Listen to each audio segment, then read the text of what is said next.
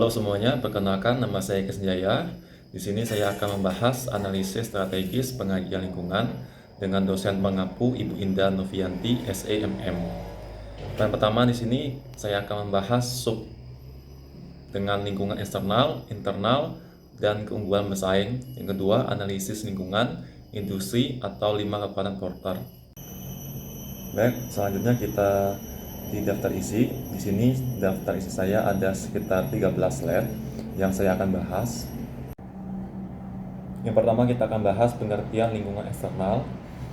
Berbagai faktor yang berbeda di luar organisasi yang harus diperhitungkan oleh organisasi perusahaan pada saat membuat keputusan. Dan kita lanjut untuk pengertian menurut Ali. Yang pertama itu dari Jaslim Salidin tahun 2023 menjelaskan bahwa lingkungan eksternal adalah faktor-faktor yang berada di luar jangkauan perusahaan yang dapat menimbulkan suatu peluang dan ancaman. Dan juga yang kedua menurut Mahmud Nuhung 2021.264 merupakan lingkungan yang berada di luar perusahaan dan dapat berpengaruh langsung terhadap prospek perusahaan yang terdiri dari lingkungan makro dan lingkungan industri. Yang ketiga itu ada Udaya tahun 2013.252 dalam Sandra tahun 2014 lingkungan yang memiliki dampak langsung terhadap kinerja suatu usaha karena unit usaha memiliki interaksi langsung dengan faktor-faktor yang ada di sekitarnya. Oke, kita lanjut di slide berikutnya. Lingkungan eksternal yaitu ada dua, makro dan mikro. Yang pertama itu lingkungan makro, yaitu lingkungan yang mempunyai pengaruh tidak langsung seperti kondisi ekonomi, perusahaan teknologi, politik, sosial, dan lain sebagainya. Yang kedua itu lingkungan mikro, yaitu lingkungan yang mempunyai pengaruh langsung terhadap kegiatan manajemen dan juga diartikan sebagai faktor-faktor di luar rumah tangga produksi atau dunia usaha yang berpengaruh langsung terhadap kegiatan dunia usaha. Oke, yang selanjutnya faktor-faktor lingkungan eksternal, yaitu ada dua, yaitu faktor lingkungan eksternal jauh.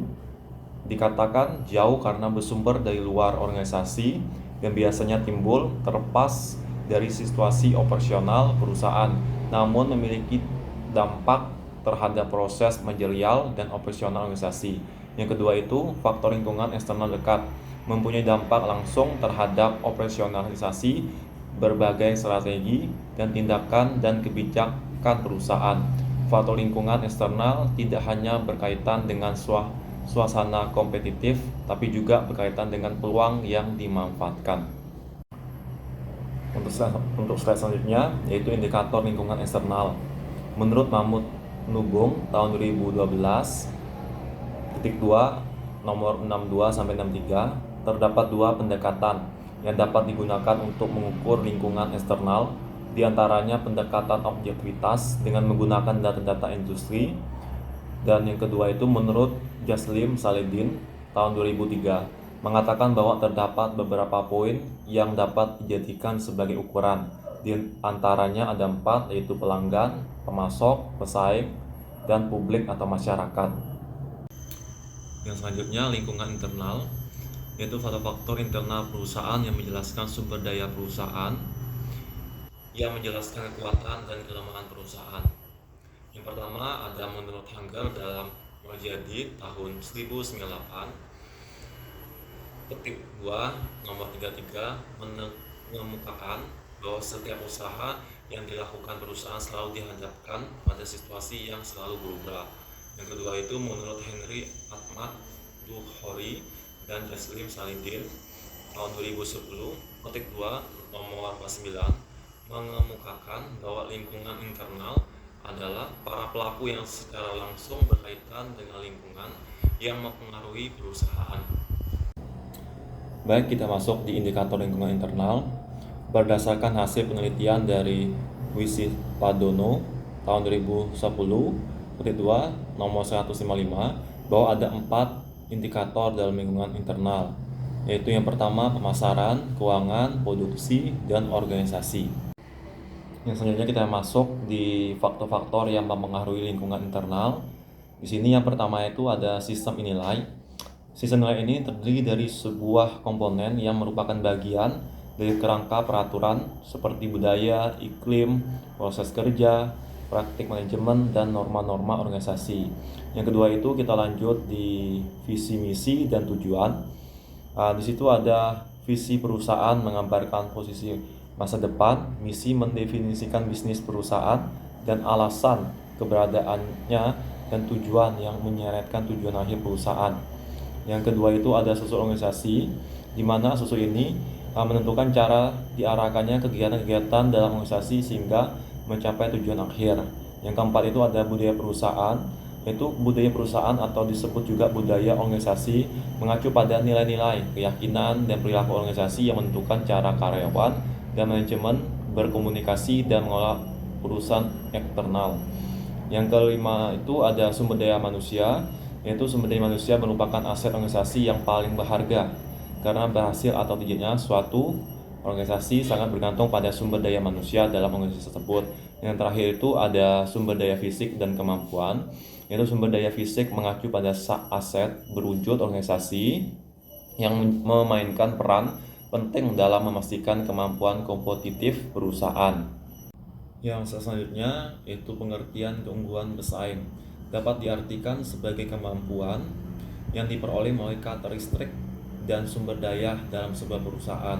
Di sini strategi keunggulan bersaing sendiri bertumpu pada pola pikir perusahaan untuk menawarkan produk yang bernilai tinggi dibandingkan produk-produk dari perusahaan lainnya. Baik, selanjutnya ada fungsi keunggulan bersaing. Yang pertama itu bagi perusahaan, produk yang diciptakan oleh perusahaan tak hanya untuk memberikan manfaat kepada konsumen saja, tetapi juga untuk menghasilkan keuntungan sebanyak-banyaknya bagi perusahaan. Yang kedua itu untuk konsumen, kehadiran sebuah perusahaan atau layanan yang berkualitas akan membantu untuk memenuhi kebutuhan atau keinginan mereka, sehingga konsumen pun puas atas produk yang ditawarkan oleh perusahaan. Dan untuk bagi investor, penerapan strategi keunggulan kompetitif dapat dijadikan sebagai tolak ukur keberhasilan perusahaan dan tidak keberhasilan suatu perusahaan. Baik, selanjutnya kita akan bahas tujuan keunggulan bersaing. Di sini ada 5. Yang pertama kita akan bahas membentuk suatu positioning yang tepat, yaitu perusahaan berusaha untuk mewujudkan suatu image atau cita tersendiri mengenai perusahaan kepada pelanggan atau pasar sasaran. Yang kedua itu mempertahankan pelanggan atau loyalitas. Pelanggan yang setia bagaikan kekayaan untuk masa depan, yang jika dikelola dengan baik akan memberikan aliran pemasukan hidup yang baik kepada perusahaan. Yang ketiga kita lanjut mendapatkan pangsa pasar baru. Untuk mendapatkan dan memperluas pangsa pasar dengan menggunakan strategi bersaing mereka masing-masing untuk mencari pasar seluas-luasnya. Yang keempat itu memaksimalkan penjual. Proses untuk memaksimalkan laba atau keuntungan tergantung dari efektivitas strategi bersaing. Yang terakhir itu yang kelima, mendapatkan pangsa pasar baru,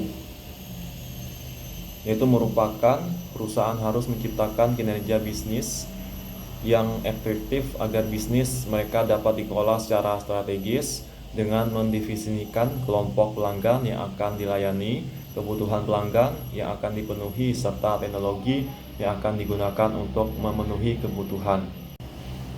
Dan sekarang kita akan masuk di pembahasan mengenai pengertian analisis atau 5 kekuatan Porter, yaitu suatu metode yang digunakan untuk melakukan identifikasi dan analisa kekuatan kompetitif di dalam suatu industri yang mampu membantu menentukan kelemahan dan kekuatan dari industri tersebut. Baik, kita akan masuk membahas 5 faktor kekuatan Porter. Yang pertama itu persaingan yang kompetitif, yaitu kekuatan yang pertama mengacu pada jumlah pesaing yang juga kemampuan mereka dalam melemahkan perusahaan. Yang kedua itu ada kekuatan pemasok. Bisnis yang dijalankan oleh suatu perusahaan pasti tidak akan bisa lepas dari input barang atau jasa sebagai suatu bahan baku untuk proses produksi produk. Yang ketiga itu ada kekuatan pelanggan. Itu adalah salah satu faktor penting dalam mencapai kesuksesan dalam berbisnis adalah dengan tidak meremehkan kekuatan dari pelanggan. Yang keempat itu ada ancaman produk pengganti. Setiap pembisnis tidak hanya harus berhati-hati pada kompetitor di dalam industri yang sama saja, tapi juga harus berhati-hati dengan kehadiran perusahaan yang mampu membuat produk pengganti atau produk substitusi. Yang kelima itu ada ancaman pendatang baru. Dunia bisnis akan selalu bergerak dinamis. Ada beberapa yang gagal dan keluar dari persaingan, tapi akan selalu ada pemain baru yang ikut meramaikan dunia bisnis.